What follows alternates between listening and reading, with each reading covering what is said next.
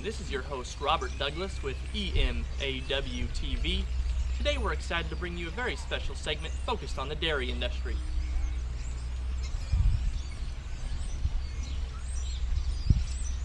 If you've ever driven past a dairy, you have probably noticed the large number of Holstein cows, lots of barns, and a particular smell. If you happen to look closer though, you will notice that the cows are hornless. You may never think much about this, but they actually weren't born that way. Both male and female Holsteins naturally grow horns. They are equipped with horns to protect themselves from predators and other dangers. Just like with people, some animals are going to be more aggressive than others. If we have a weapon in the hand of a person, it may potentially get misused. In the same way, if cows have a weapon, it's going to potentially get misused. In order to protect all cows and the workers, we need to remove those horns. This has been the standard practice for some time now. There are several different methods of dehorning, but no matter how you go about it, this process takes time and adds a certain level of stress. There's a new innovative technology on the horizon though that has the potential to eliminate that stress altogether, and for more on this subject, we're going to send it over to Rita.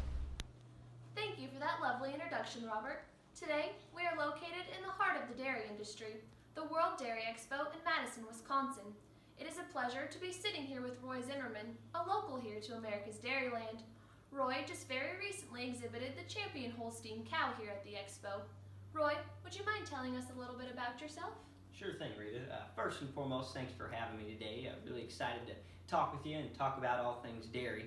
So I'm a fifth-generation dairy farmer, originally from Greenleaf, Wisconsin, where my family and I own and operate Zimmerman Holstein Acres, which is a 5,000-head Holstein operation there. I attended school at the University of Wisconsin-Madison, where I got my animal science degree and then decided to stay there in Madison a little bit longer, get a master's degree in dairy science. And so following that, I worked in extension for a while, and up until about 10 years ago, decided to come back home and take over the family operation.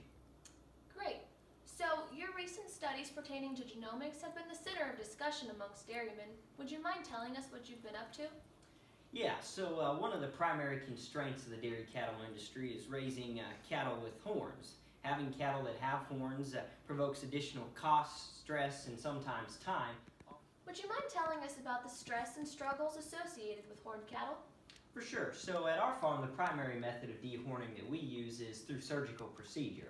Now, although we do this in the most humane way possible, it still oftentimes promotes more stress on the animal. And so with that extra stress can oftentimes reduce performance or just decrease the overall health and well-being of that animal during a specific point in time. And so with that, the extra stress also induces more cost. Obviously, surgically dehorning is the most expensive method, and so with that, you're spending more money, and that's decreasing the amount of efficiency or profit within your operation. Right. So, I hear that you're working on a solution to this problem. Would you mind explaining that to us? Yeah, exactly. So the idea of gene editing itself is rather self-explanatory. It's the editing of a particular gene to generate a desired trait.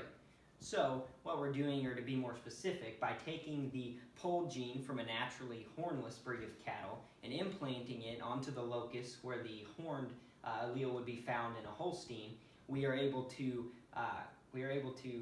raise cattle that are naturally hornless. But that is truly fascinating technology. Now, is this a process that you've pioneered solely on your own, or have you had some help? Yeah, so I've been working with a team of geneticists at the University of California, Davis in order to get gene editing out there more and to utilize it in dairy operations in the coming years. Let's go over the steps of gene editing in a more in-depth level. First, the scientists start with a tissue cell from a high-merited bull, which in this case would be a polled Angus, or from an IVF embryo.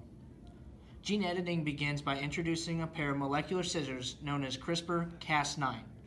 The guide RNA, CRISPR, shows you where to cut in the genome sequence, and the Cas9 shows cuts the sequence out.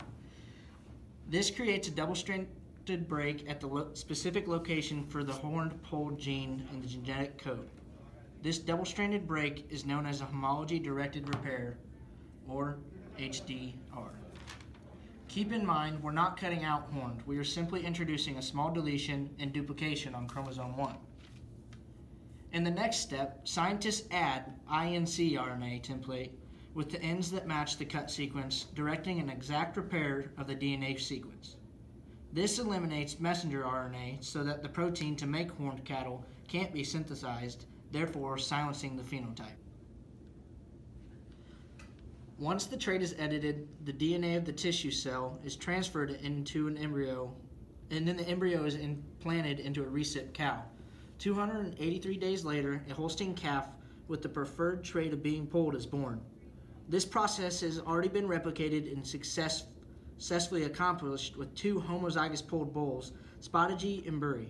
Now, the true test is breeding them to horned cows. Now that we've seen this process in action, what kind of impact do you expect it to have on not only yours, but the operations of dairymen across the country? Yeah, so gene editing essentially can reverse all the negative consequences that we previously talked about regarding horned cattle. This technology reduces the extra costs associated with production of horned cattle and promotes the safety of both the cattle and the handlers in each production facility. So with this, gene editing essentially saves time, which saves money, and all of this consequently makes things more efficient. Just like we've talked about all day, efficiency is always a top priority in any production. Right. Well, it has truly been a pleasure to sit down and talk to you, Roy, about your innovative ideas and technologies. Thank you for having me. Got milk? But how do you milk a cow? How do you milk a cow? I wasn't in FFA. This cow must think I'm crazy up under it this way.